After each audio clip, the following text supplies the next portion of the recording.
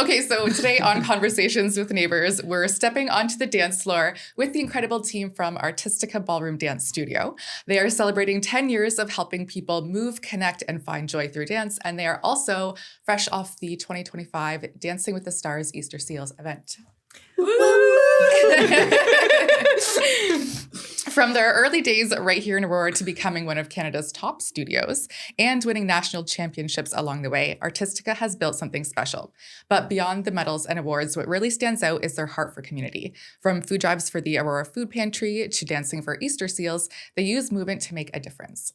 So let's go back to the beginning. How did Artistica Ballroom Dance come to life 10 years ago? So, the three of us actually met at another dance studio.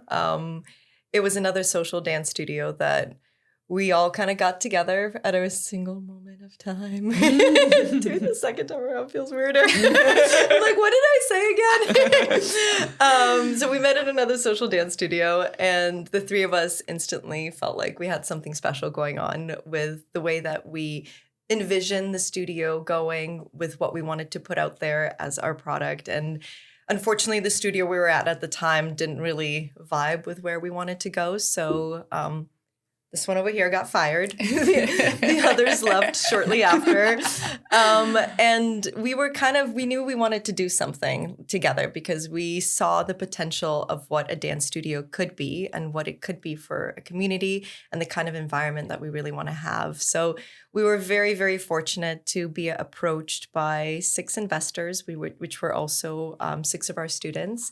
And they asked to go in with us on the business. And that kind of began the wonderful journey that it is today. And what a vote of confidence. Right? Yes. It did make us feel very good that we had so many people believing in us. 100%. And Patrick actually mentioned this at our 10-year anniversary, that they weren't the only ones. They were the first ones. The 6 of them were the first ones to come up with also like a very, very concrete plan of like start to finish. Like they gave us the building blocks pretty much for everything to start a business. But after them, we had a bunch of other students come up to us and be like, hey, like, do you guys need help? Like, we want to help as well. So that really gave us a good vote of confidence that we had something special going and we can make this work. That's amazing. Mm-hmm. Congratulations. Thank you. So what was your vision back then and how has it evolved? You want to take it? You want me to talk? You talk. Okay. Blah, blah. So I'll just say, you're going to have to be really careful with the questions today because we've had a really emotional week. We're all still a little... we're all still a little frayed at the edges. Appreciate you saying that. It's interesting because I think our vision as individuals and as a business has grown quite a bit in some ways, but in most ways, it really hasn't changed. We kind of came out of the gates and as Anastasia mentioned, we had some people that approached us and wanted to invest in the business. And we had talks with them for months and months about what is it that we want? It wasn't just, yes, they gave us the building blocks, but they weren't there to dictate this is how a business should run. It was very much, they brought in a branding expert and they brought in all of these people. And we had a lot of conversations about what we wanted the business to be. And for us, it was from day one consistent. All 3 of us said the same thing. We want to highlight artistry. We want to highlight the connection of a person to their body and the enrichment that movement can have on the soul, because it's something that all of us have experienced in different ways, but in great detail, is what movement and dance has brought and how much it has enriched our own lives. It's a very, very special thing.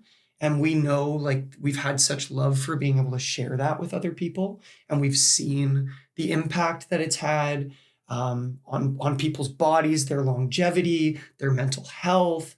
Like, it's such an incredible, special experience to be able to share that with other people. And we knew, because of experiencing it ourselves, like, this is something that we want to be at the cornerstone of our dance studio.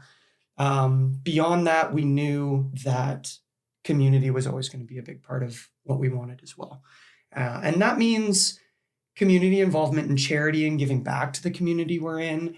It also means being a big part of community events. And that doesn't always mean charity, but just taking the studio out to the Borealis Big Band events and, being out in the community and going to Town Square and going to the concerts at the park and these things where music and dance, music seems to always be a part of these things. But dance is not always there. That's so true. And, we talk to a lot of our clients and they're like, man, like dance is really missing in culture. Because in the 50s and the 60s, it was like you'd go out every Friday, Saturday, Thursday, Sunday, and just dance the whole night. And so we're really trying to bring that back and trying to incorporate that so that the younger generations as well can have that be a part of their life more. I love that. And we see that too, especially like concerts in the park and stuff like that. Like everyone brings a lawn chair. Right. Exactly. I'm going to go to Anastasia. So you come from a competitive ballroom background. How did that shape your experience as a teacher and a mentor where you are now?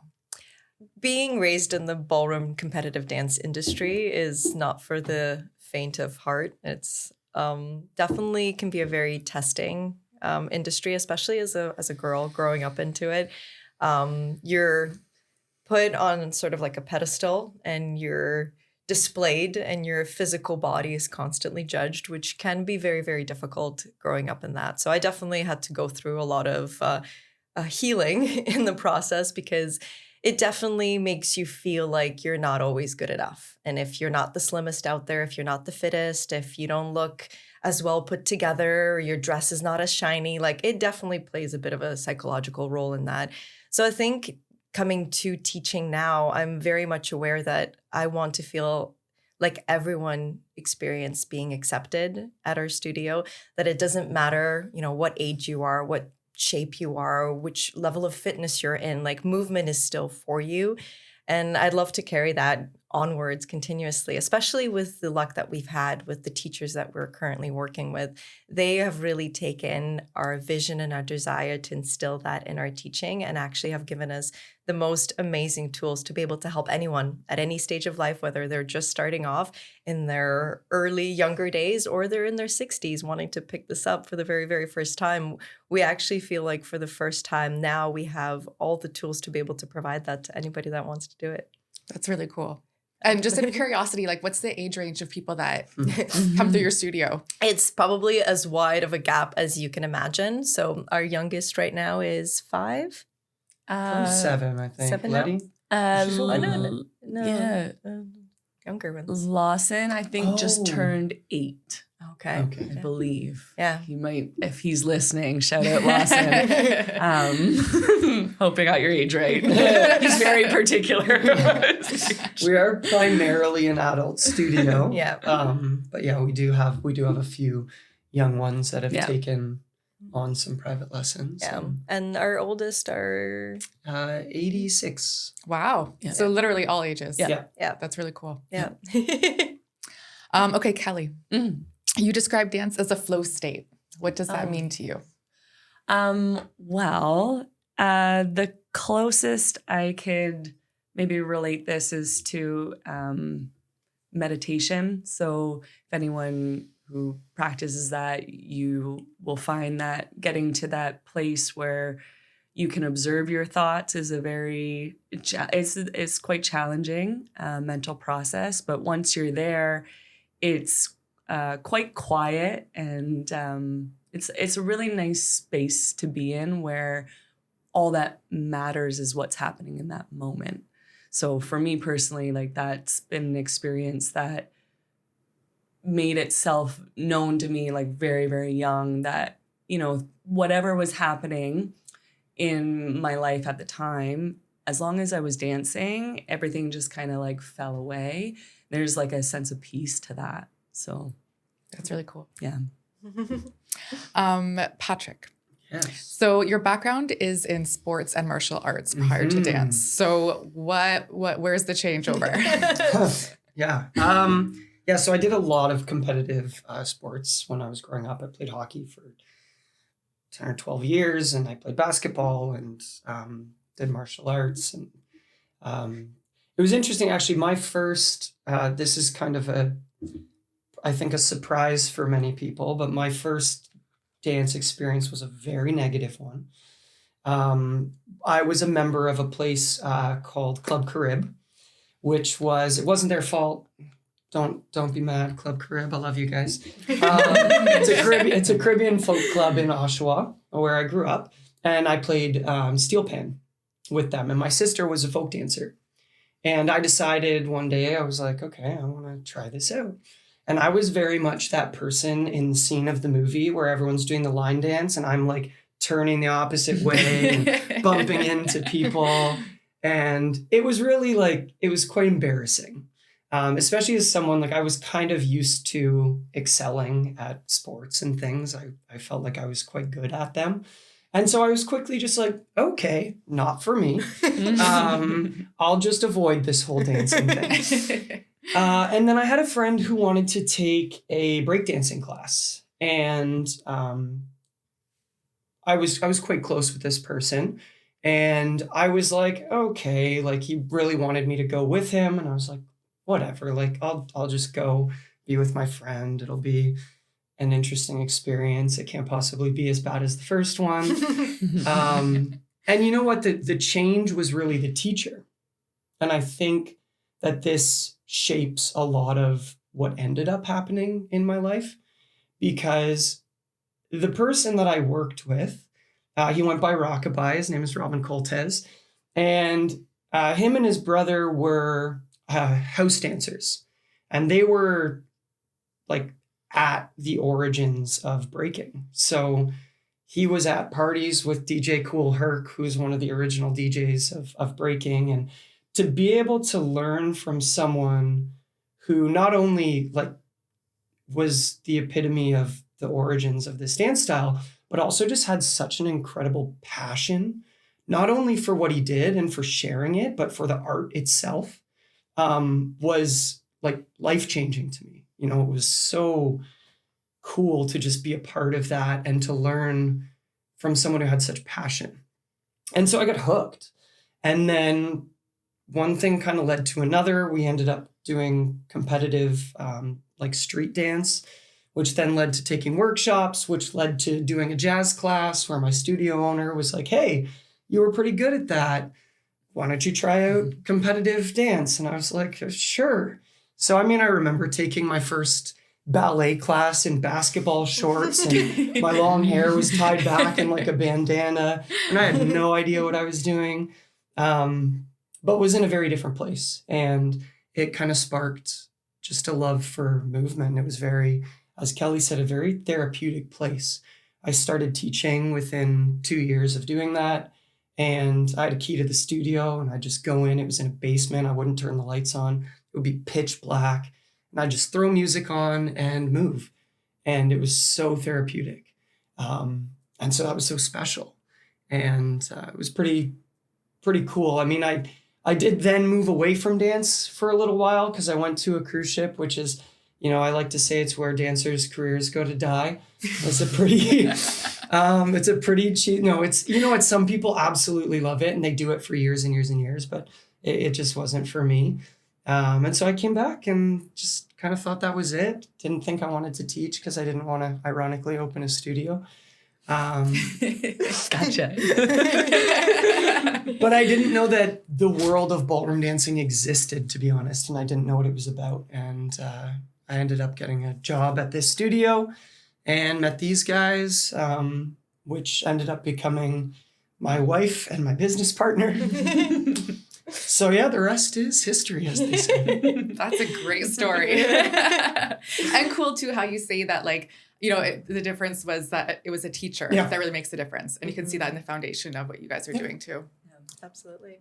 Okay, I feel like we're naturally moving this way, but into the emotional side of things. Yeah, let's get emotional.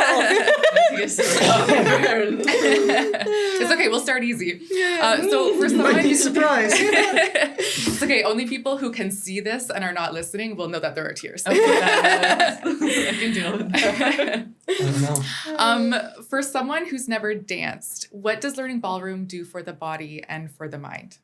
And maybe we'll even say for the soul. Well, we can start like the easy part. Yeah.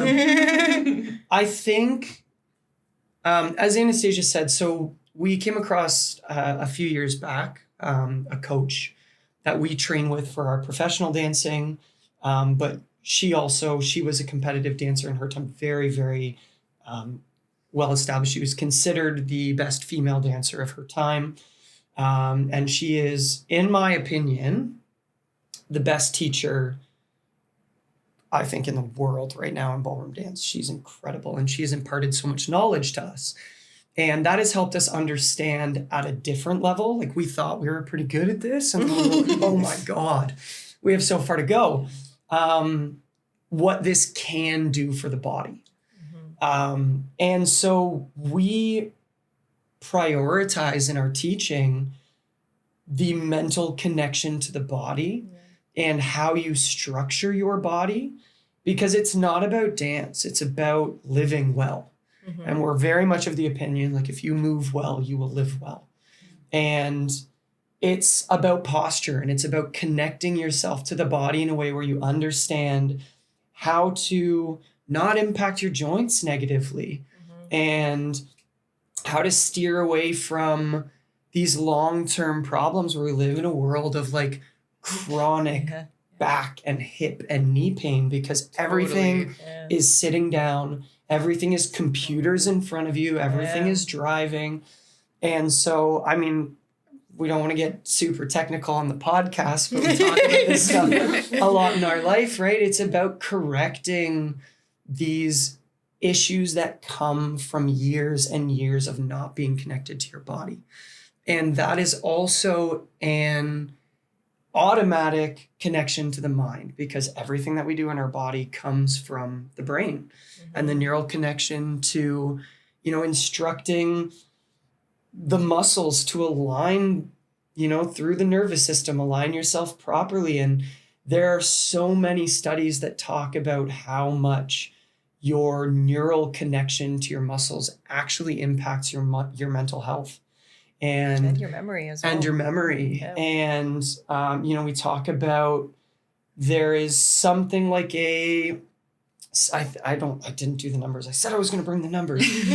Something like a 77% decrease in your potential for Alzheimer's and dementia by doing dance and through movement like this, because of the way that the brain connects to the body, as well as testing the memory and learning new things. And so much of it is about continuous learning, and continuing to develop, myelin and white matter. And again, steer away from all of the super big details. But the next closest is basically doing puzzles.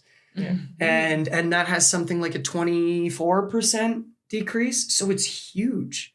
Like, it's not even close. And so when you talk about longevity, I mean, we have people at the studio who are in their 70s who I promise if you met them, you would think they were in their low 50s. Yeah.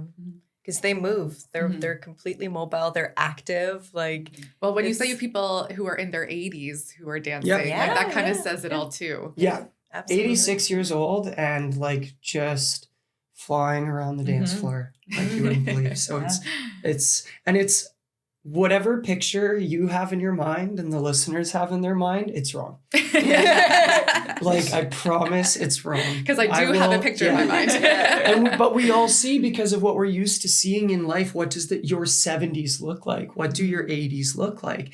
And we see these people who have the rounded backs and the hunched posture. And we see these people who maybe have a walker, or if they don't, they're shuffling their feet.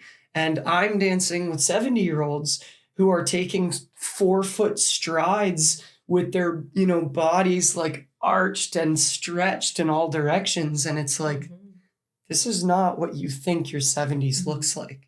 Totally. And how impactful it is for people to see that and challenge the image they have in their mind. Absolutely. And talking about the soul, I mean, these are, when you talk about benefits outside of just yourself, these are people who have, I think of one family in particular, the woman that I work with, she's 73 now, and she has a huge family. Like, I think they have 5 kids. They have something like 12 grandchildren. They have these massive family dinners. They go places together.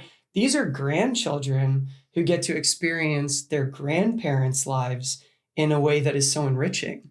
And they get to be with their grandchildren in a way that I think most people don't get to experience because they are full of life still. Mm-hmm. You know, it's really Something special.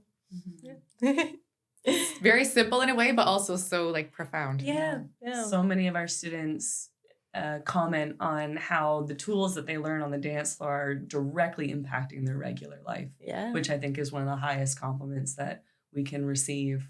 Just to give them that awareness that while they are driving or they are doing something that totally doesn't actually relate to dance in that moment, but they have access to their bodies in a way that maybe they wouldn't have had before learning the things that we're able to impart on them. If you don't know, you don't know. So like, it's not their fault.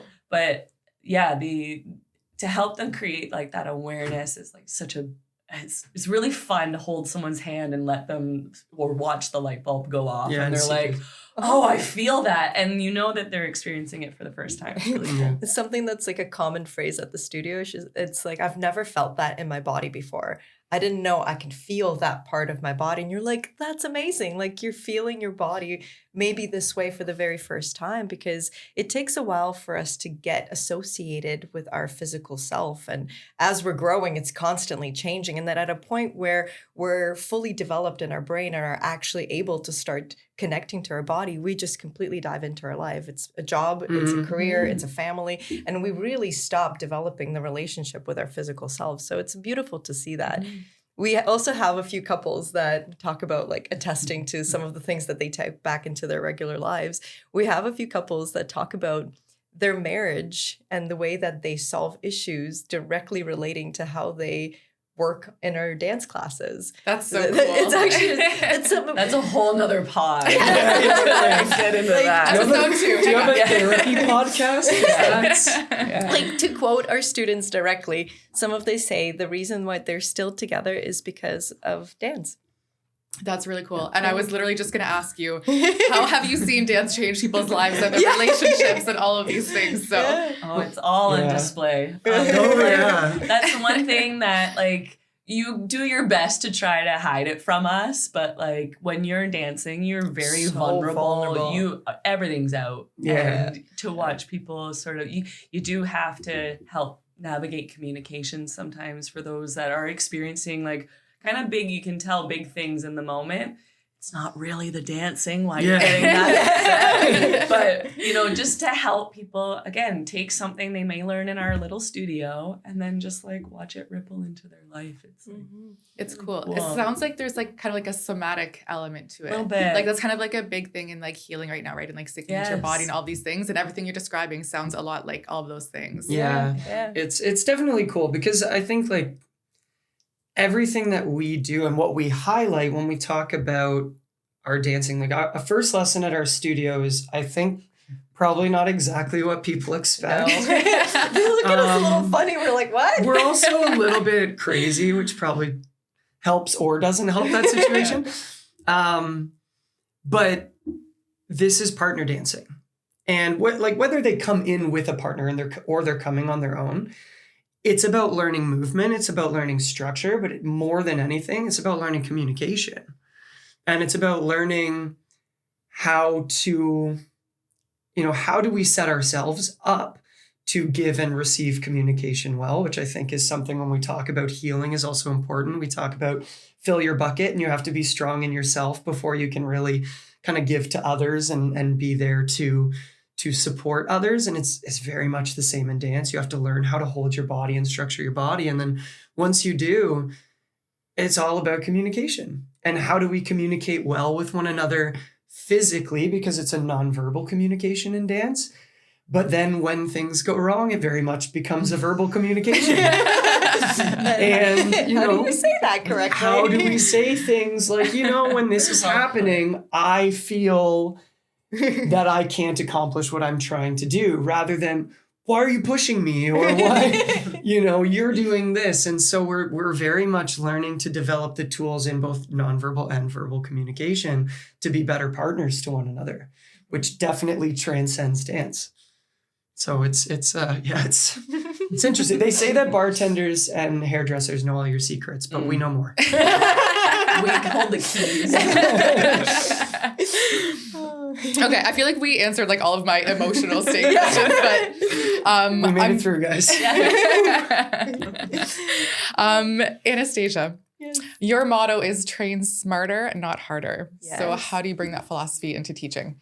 Well, this really kind of goes back to my earlier days, because growing up as a competitive dancer and having a very extensive early competitive career where I had to represent the country in world championships and stuff, it really did not matter how you felt physically.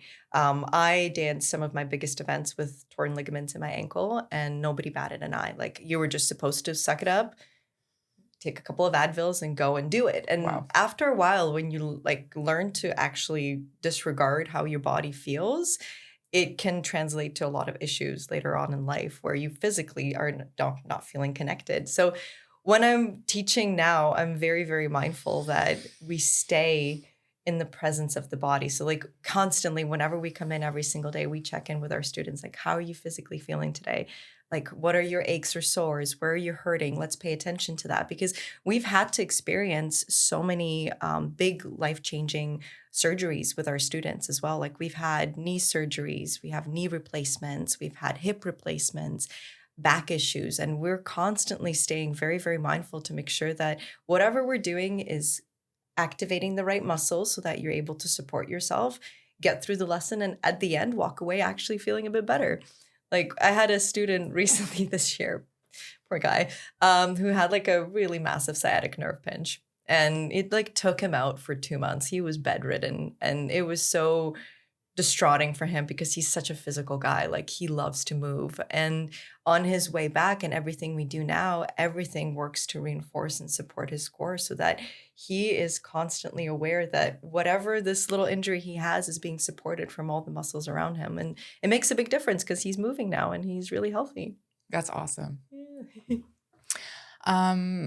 Let's get into some growth questions. So your awards list is massive. National titles, top teachers awards, top studio awards. What drives consistency and excellence? And maybe Kelly, you want to jump in on this one? Well, I would say that looking at sort of the trickle down effect, I'll just give you guys your flowers for a second. These guys have been competing together in professional smooth, which is at a national level, not many people are doing that. And the excellence that they bring to that is something that I feel everybody in the studio, including myself, it tends to rise like everybody else, steel sharpens steel. So that's to me where that sort of ethos begins, the way that these guys approach their dancing. I've seen it even when they probably think I'm just but it's something that you can see true artists at work. They care very, very much about what they're doing and how they're doing it. And again, all the things that they've said, from physical to mental to spiritual, it's all combined. And so leading the charge on the excellence front is definitely these two. Stop it. Our students have big goals as well. So they sometimes are approaching us and saying this has been a goal of mine. How can we make this happen? And so we do our best to sort of see what might be going on, obviously within the province, but we've been going other places. We go to Montreal regularly. Mm-hmm. And then within the studio, for the students that may not want that kind of competitive experience, we do other things in-house that are not as scary, but things like spotlights. And again, those students are inspiring other students. So it's like very much a pyramid scheme. 100%. Cut that part out. But like in a like the best kind. But yeah, like we care. I think it just, from what the students were able to share with us last Friday, it doesn't go unnoticed that they see like how hard we work to put them at the forefront and just put everything that we've been mentioning today, just like always top and center. And it just like, steel sharpens steel. It just like gets better and better. Like, it's a great analogy, really. Mm-hmm. I think you also really kind of hit the nail on the head. You used the word growth. And I think like it's very much a growth mindset in the studio. Mm-hmm. Like we are all committed to constantly growing ourselves as like in every way, as people, like as individuals, as friends, as partners, as dancers. And we're very much not the type of people that are just happy to be like, okay, it's been 10 years. Things are good. We can probably chill now, like we probably, we've got things figured out enough. We're just constantly like, okay, well, what's next? Like, how do we move forward? How do we progress? How do we keep growing? And that's very much, I think, the mindset that we take on into our work with our clients is like, it's constant talk about goals. Like, what's next? Where do you want to go? We're tracking your progress. This is what we want to do next. And I think that that's something that's really important because so often, I think people somewhat chase growth in careers, like there is a sense of like, oh, I've got to get that next promotion or whatever. But then you also hear so many stories about people who are like, okay, I'm 29 or I'm 35 and I've gotten the job that I wanted and now it's just work until I'm 65 so I can retire. Right. And it's like, what about those 35 years? Like what's happening in that time? And there's so much that I think people miss out on because you're just you lose track of that drive to grow and change. So that's something that I think is really important to us. Mm-hmm. Love that. Absolutely. What's the secret to creating a successful studio culture? Actually, I feel like we just answered that. You know what? There's a lot more to it though that I think makes some of the little things that we do very special. Like coffee machine. There's a great coffee machine. You have to have a good coffee. Never machine. underestimate. Never underestimate. People will come to Artistic Cafe just to have a coffee and catch up. But it's also like we're not afraid to be silly. And we're not afraid to do silly things and bring like the fun and the childlike atmosphere into the studio. Like for our wedding couples, we do something, and this has been like since day one, we do something called the distraction test. And if you ever come to see it, you will think that we've lost our mind because it has progressed in its intensity over the years. So much worse. It's gotten so much worse. We have a bucket. We never set out to make this offering was never on the menu. It just sort of grew into its own little entity that now is like, it's a staple. Yeah. Other students, if they see us doing it, they participate in it. Okay, so what is this? Or do people have to come see it? I mean, it's better experience for your first time, but essentially the premise of it is during a wedding dance, this is like your one big moment and there's a lot of preparation that goes into it. And it's like one thing can happen that can completely take your focus out of what you're doing. So the distraction test is made to be a way for us to distract the couple with the most ridiculous things to make them completely zone in and focus on each other and pretend that nothing else exists. And we try to distract them. Like the amount of characters that come out is absolutely ridiculous. We do have reoccurring characters. Yeah, we do have It's a bit. But it's a lot of fun and they do such a great job. And then after that's done, like you bring the lightness back in. So like if you can handle that, like the wedding dance is not going to be a problem. Like you're going to be able to get through it very, very easily. And this is kind of something that we carry into all of our other stuff. Like our parties, we have these themed parties that we host every now and then.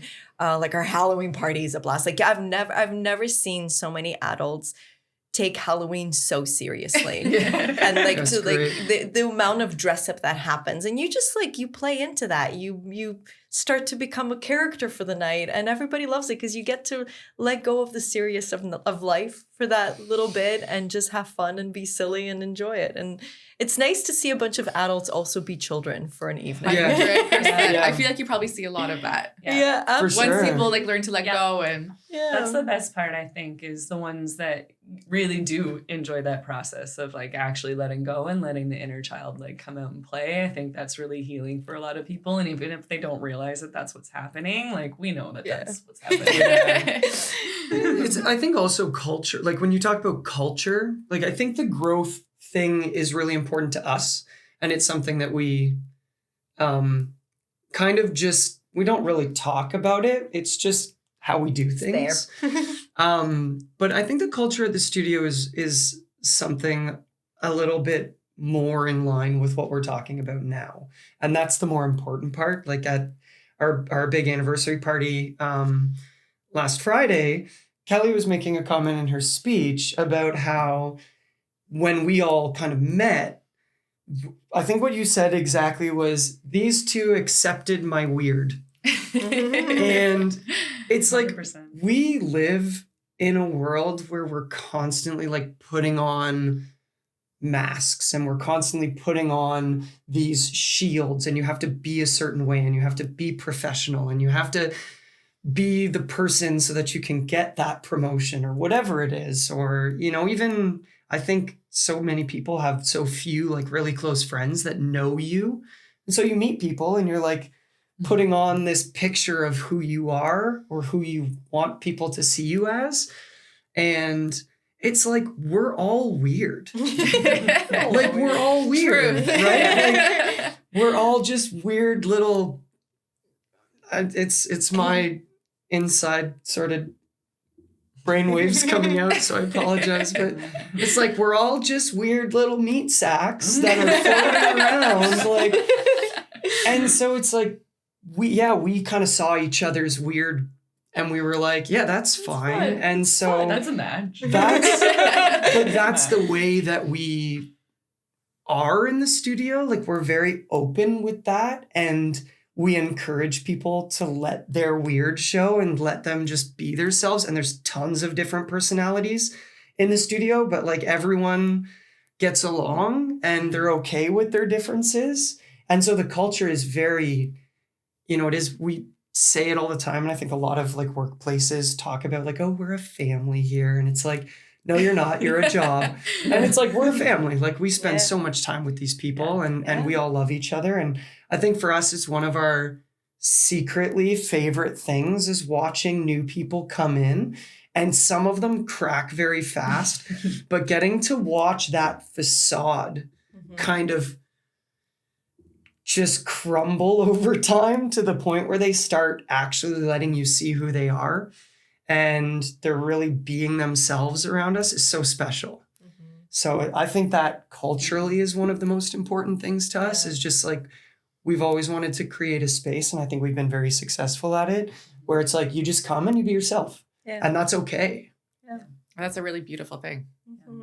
Yeah, there's not many, I don't feel like there's many spaces that you're afforded that as an adult. I can think of many places as a child, you may be sure, and like that is beautiful and wonderful. But as an adult, like making new friends is not easy. As an adult, it's hard, and a lot of us are introverted, and like to come to a space where there's loud music, you're probably gonna have to talk to people, you're definitely gonna have to touch them. But look at them thrive. Like they're all in everything, warts and all. It's just awesome. It's a beautiful thing. Very, very lucky. And like the students that everyone enjoys it. There's some that it matters the world to them, and those are like, we protect those ones at all costs, because like that, you see how much this space, it's like, it's way bigger than you can even just say it's like, oh, I can go here to play. No, it's like they can go there to feel safe. Like just being themselves. Exactly. That's great. Yeah. Oh, it's totally shifting gears, but we're like back to awards. So Trophies! You won the People's Choice Award at the Aurora Chamber Business Awards. We're runners. What?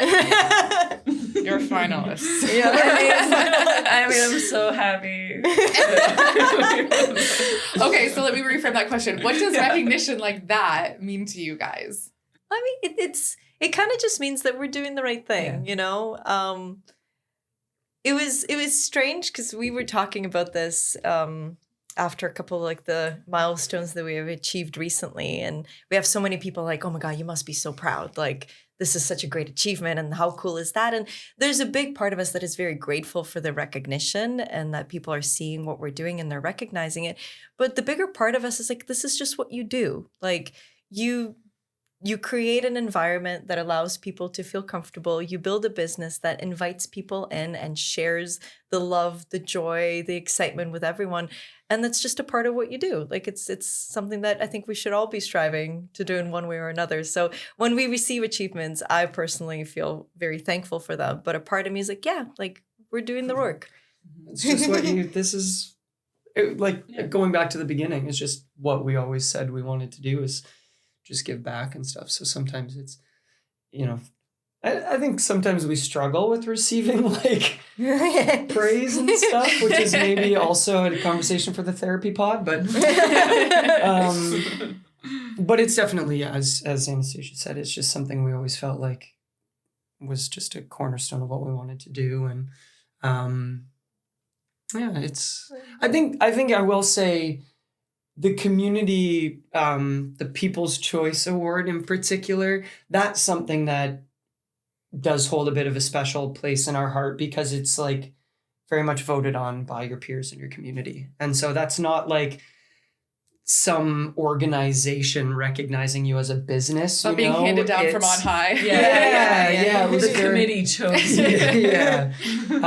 So it's a little more special when it comes from like the people of the community. And so it was an honor to be recognized in that way for sure. And what a great community too. Like we absolutely love having our business be a part of this community. It's actually something that I don't think we realized how special it would be to open up a business here and how great the atmosphere is and how it aligns with all the values that we already hold true to ourselves.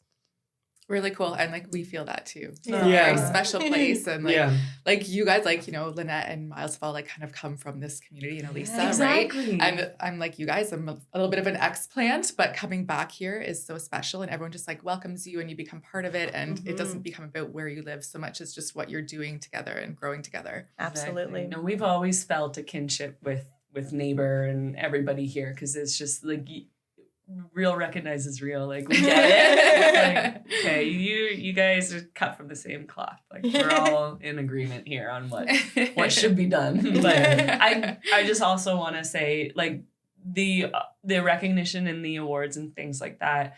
We're very, very appreciative. If we weren't receiving it, would we stop doing what we're doing? Absolutely not. Yeah. Like we just Yeah, keep changes doing nothing it. for you. Yeah, exactly. Yeah. So this kind of ties back into giving back in the community piece. So let's talk about Dancing with the Stars for Easter Seals. Finally. Okay, so first of all, how did that all start? Because this is the 10th anniversary. So this means that you guys started in year 1. Yes. So how did that start? It was actually like talk about there are no such thing as coincidences. Like timing is everything because we had just basically kind of stepped foot out of the nest onto doing our own thing. And we were renting space. And it was the owner of that dance studio that aligned us with Charlene, because Charlene at the time, Charlene from Easter Seals, was looking for a dance studio to put on this event in Aurora Newmarket. So like we were very new. Very green. We knew what we were doing at the Yeah. We didn't even have like a website. Yeah. We had nothing. We didn't have a business. We hadn't launched. We haven't launched yet. We had these little square cards that said "Pack Dance Studio." Yeah. So cute. That's why we needed the marketing plan. But so we would have been in talks at the time of developing Artistica, but it wasn't like fully fleshed out at that moment. And I took the meeting with Charlene just to have coffee and hear her out. And by the time she told me what she wanted to do and what Easter Seals was about, and what this event does and could do, it was already for me in my head, sorry guys, it was an automatic yes. I was yeah, whatever. So I'm gonna go tell Pat and Anastasia we're doing this event. But obviously these guys were into it. We're always aligned in that regard. So when we did our first one, that would have we launched Artistica October 1st. And this event has always taken place on the Thursday before Thanksgiving. So that gives you an idea of how close together we were to literally starting this whole thing. So in lockstep with Easter Seals, they've been such a big part of Artistica. Actually, maybe they didn't even know that. Yeah, Mm-hmm. It definitely was a catalyst because we were kind of at a certain point of our progress in the development of the business. And then it was we should probably have a website and business cards for when we do this big event. So it kind of just Pushed everything. jump-started everything and threw it into fast forward, which was a crazy time getting these 8 local celebrities ready for this big event and also trying to finalize all of the details on the business and get ready for a launch. It was wild. And we'd never seen a show. All we had was what Charlene told us. We didn't really even know. We had a lot of free reign to do what we could do with these 8 people. And at that time, we're lucky to have Sarah now. At the time, the first few shows, it was just the 3 of us, and we were doing 2 dances with each person. That's a lot of dancing. It was a huge endeavor. It taught us a lot. Yeah, it sure did. But the first event went so well, and it was such a kind of eye-opening experience that for what we could do, obviously for the community, but Easter Seals. And here we are 10 years later, crossed $1 million raised in 10 years. That is, that's It's massive. That gets me every time. Every time. But it's so massive. The people that we've been able to work, because largely it's been a smaller group with Easter Seals. So for them to kind of give us a lot of free reign in the development of this show, but what they do behind the scenes to coordinate and everything else is a huge endeavor. Yeah. I don't think people realize actually all the wheels that need to turn in a certain way behind the scenes to put this together. It's a huge endeavor. It's a big event. It's a show. It's a show. Yeah. And this year was extremely special to us for obviously matching up with our Artistica 10-year anniversary, celebrating 10 years with Easter Seals. And we really had a lot of really high markers set up for this year. And one of them being wanting to have Daniela be a part of the show. And I think that was something that we always envisioned is we did a couple of intro dances where we wanted to have the kids because this is about you guys. We want to represent what this charity is really all about. And last year when we had a couple of the kids join in, we have to have one of them dance. And Daniela was brave enough to step in. And that was kind of what made this year, I think, probably the most special we've had to this day. And Yeah, I was going to ask you guys how meaningful it was to have Daniela in it. And, celebrating 10 years of Easter Seals, Dancing with the Stars, 10 years of Artistica, that $1 million threshold, and then you just have the experience of bringing Daniela in. Yeah. Not to mention, even just what it does for everyone participating, your dancers, and probably the difference you see in them and like their confidence levels and everything from when you meet them to when they do their final dance. Yeah. It's a big was journey. a lightning in a bottle. I feel like this particular show, for anybody that was there, was in the room, I don't know if that could be like duplicated. Like that was very special what was happening, and I just so grateful for that. And not a dry thing. eye. No. Not at all. Yeah, I mean, I'll speak to working with Daniela because, I mean, it was something that it's funny because Donna and Danielle, Daniela's mom, they both spoke a lot about how, first of all, Daniela has said that she has always loved to dance and always wanted to be a dancer and never had the opportunity. And I think that's, you know, a big part of why this was special to them. And Donna spoke a lot about this feeling that it was such a big opportunity. And for us, it was like, I remember joking because I wasn't sure of the reality of it, but with Daniela a couple of years ago at the event about getting on the floor. And it was like, we have been talking about it for probably 5 years. Like, how do we get one of the kids involved? And Daniela's not a kid anymore. I mean, she's 21 years old. But when we started doing the event, she was 11. How's that for reality check in itself? Yeah. Well, we've got to really see her grow up, you know, and she's graduated with honors now, and she's working as an ECE. So she's in adulthood and she's living her life. And it was such a cool experience last year when I went up to her and we kind of started talking, and I was like, yeah, we should do this. Like, come on, it's the 10th year. Like, you should actually, will you guys do it? And she was like, yeah, I'll do it. Like, of course I'll do it. And Donna was like, we'll be there. I'll drive her up because they live in Oshawa. I'll drive her up as much as you need me to. And I was like, okay, great. Done. So yeah, so they started, I mean, we didn't even have all of the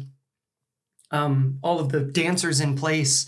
They started coming up in June, and it was a cool experience for me because getting to really get to know her. Like, I mean, the only time we see her is at the event. She's a very special young lady. She was very quick to just start giving me hell and just giving it back to me, and, you know, giving me a hard time, which I love because it's like she was obviously very comfortable. And I had the pleasure and opportunity to grow and learn something new because it was not something I'd done before, working with someone who's in a chair. And I got to kind of dive into the world of wheelchair ballroom, which is actually a competitive sport, and it is danced around the world, and there are world championships for it. So it's not like I had nothing to work with, but it was just such a cool experience for me as well to get to learn something new and to get to work with her on something that we all knew was going to be pretty special. But Iconic. I don't think Iconic. we realized in full, especially you get a little desensitized. Like, it felt very, very special. And then it was normal. But then you just feel, things become normal so quick, and you're just like, yeah, it's just another person that I'm dancing with, especially her being who she is. It never felt like, oh, this is a person who's in a wheelchair that I'm going to do this show with. Like, she just was another person that I was dancing with. And honestly, the night of the show, until the end of her first performance, that's how it felt. It was just another show at Easter Seals. Because that's how she was and that's how she made it feel, you know? And then I think the moment that we got her out of the chair and did like the lift from Dirty Dancing, like the crowd went nuts. Yes, they did. Yes, we did. On your feet, everybody. That was awesome. Yeah, I think that was the moment where it really hit home. Where it was like, wow, this was a big deal. Yeah, So. iconic is definitely the word, and memorable. And I know that that's what everyone thinks of when they think of that night too. And it was incredible. Yeah, we had a good night.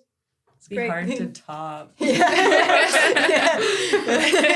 And maybe you don't need to for a little Yeah. while. We'll bask in the glow a lot longer. Yeah. So.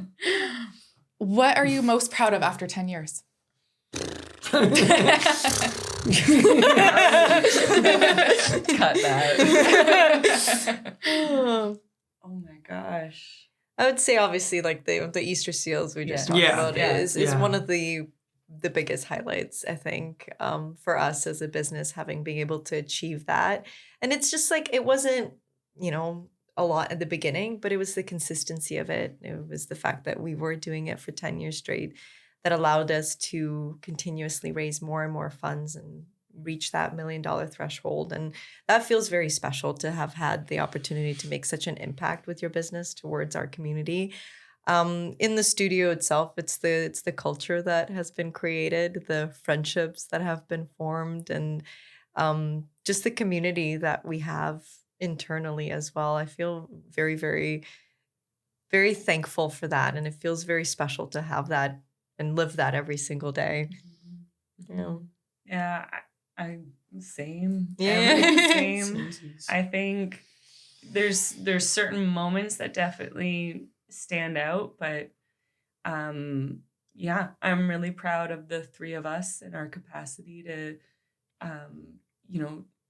run this thing together. And I'll just say it, COVID was not easy for us. No. That was maybe a memorable moment for not great reasons. But yeah, I can't everything that we've accomplished is just like, it's very hard to choose what the biggest one is, but I'm just really proud of the three of us and what we stand for and what we've accomplished and what we will accomplish. Even just being here today, right? Yeah. Like that's big for Yeah, us. this one. This is This is the moment. This is the moment. We made it. Hi, Mom. Shout out Baxter and Stevie. For those who don't know, because they're not a part of the studio, we bought out our partners in August of 2019. So then 2020 rolled around. Yeah, great timing. And no, I mean, it was a blessing because they stood by our side, even though they Yeah. weren't, stakeholders in the business anymore, and they helped us through that. Yeah. And we had a great accountant who also helped us through that. Yeah. It was difficult, definitely proud to have made it through that and come out on the other side. But yeah, I definitely think the biggest thing for me is just a pride in the lives that we've had the honor and pleasure of touching, because we once in a while, 10-year anniversary was one of these moments, have the opportunity to hear people talk to us about the things in their lives that have changed. And I think that's the thing that makes me most proud always, is like when you hear, I know the impact that first teacher had on me, and to be able to have even a semblance of that impact on someone else is like, that's why I wanted to do this in the first place. So hearing those stories is like a very, heart-wrenching thing sometimes. But makes you feel very proud for sure. Mhm. Awesome. And I was just going to ask, I was like, okay, great segue. Like, how do you measure success? But Yeah. I think impact, that's it. Yeah. Absolutely. Yeah. Yeah. Yeah, absolutely. And like every day when we get to go to work and get to enjoy it and just be there with the people that we enjoy being with, doing what we love, like that to me feels very, very successful. If you get to do what you love to do and you get to share it with other people, it means a lot. I feel like you guys are the epitome of like the do what you love and you won't work a day in your life. Yeah. type Yeah, thing. absolutely. We stand by that. Yeah. What's next for Artistica? Final question. Can we just have like 1 week to just We want a nap.